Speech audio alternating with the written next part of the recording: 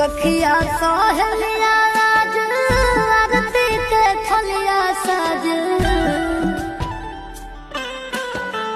सखिया सहेलिया आज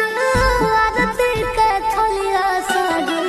सब अपना भैया ले भूखल है सब अपना भैया ले भूखल है तोहर बहिनिया भैया बड़िया भगनिया भैया सोना कलैया तोर पड़ल है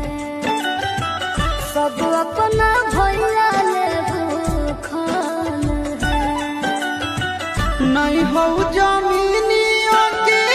बेच के किनियों के घरवो भी टूटल फूटल है